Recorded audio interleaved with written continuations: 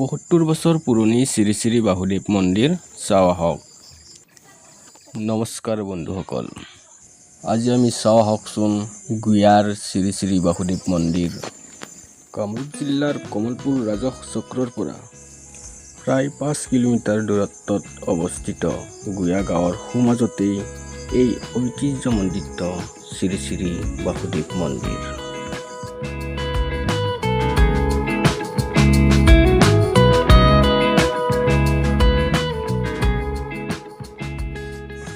আহকচোন আমি মন্দিৰৰ চৌহদত সোমাই যাওঁ।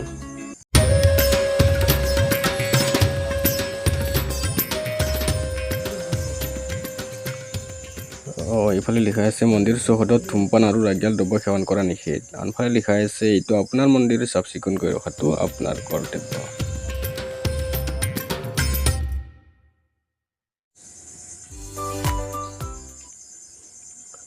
চাওঁ আহকচোন, এইটো কাৰ্যালয়, এইটো পৰাল ঘৰ,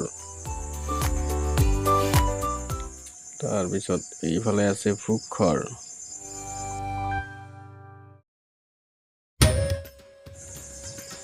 এয়া শ্ৰী শ্ৰী বাসুদেৱ মন্দিৰ। শ্ৰী শ্ৰী বাসুদেৱ মন্দিৰ গুয়া, স্থাপিত 1951 চন। আহকচোন মন্দিৰৰ চাৰিওফালৰ পৰিৱেশটো চাওঁ।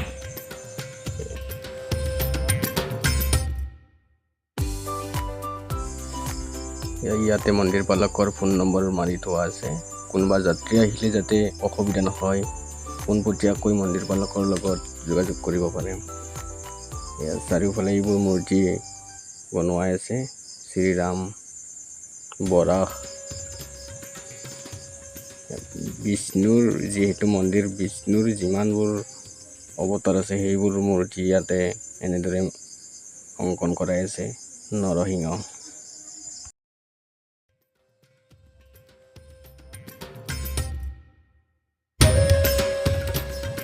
এই বাসুদেৱ মন্দিৰটোৰ লগতে এটা শিৱ মন্দিৰো আছে।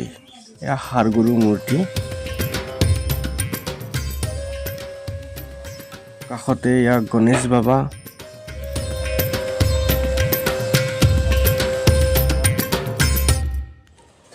এইটো শিৱ বাবাৰ মন্দিৰ। ইয়াতে প্ৰতি বছৰে শিৱৰাত্ৰিও পালন কৰা হয়। এইফালে দবা আছে।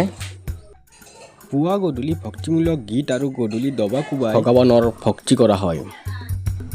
ভক্তিমূলক গীত আৰু দবাৰ কোবে মানুহৰ মনত ধৰ্মীয় চেতনা যোগায়। বিভিন্ন ধৰ্মীয় অনুষ্ঠান পালন কৰাৰ লগতে প্ৰতিটো সোমবাৰতে গধূলি নাম কীৰ্তন কৰা হয়। গাঁওবাসীৰ হৃদপিণ্ডু স্বৰূপ এই মন্দিৰত প্ৰতি বছৰে মাঘ মাহৰ শুক্ল ত্ৰয়োদশী তিথিত সবাহ অনুষ্ঠিত কৰা হয়।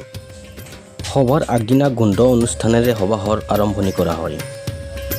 এই যে চিত্ৰবোৰ দেখিছে, এনেকৈ গোন্ধৰ দিনা সন্ধিয়া হাজাৰ হাজাৰ ধৰ্মপন ৰাইজে আলিয়া প্ৰজ্বলন কৰা দেখা যায়। এইফালে এটা প্ৰেক্ষাগৃহ আছে, গুয়া বাসুদেৱ সংঘৰ প্ৰেক্ষাগৃহ। এইটো বহুত পুৰণি সংঘ, 50 বছৰ পুৰণি গুয়া বাসুদেৱ সংঘ।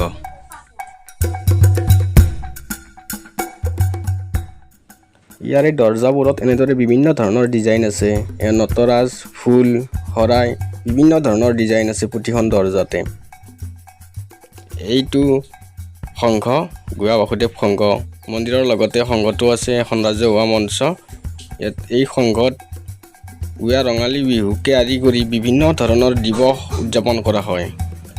স্বৰ্গীয় গৌতম ডেকা সৌৰণী ৰাজহুৱা মঞ্চ, দাতা তিলক চন্দ্ৰ ডেকা।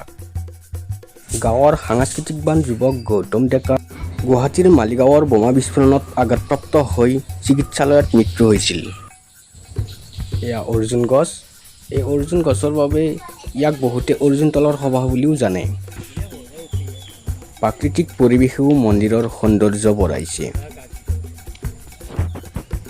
আহক আপোনালোকেও আৰু এই মন্দিৰৰ সৌন্দৰ্য উপভোগ কৰক।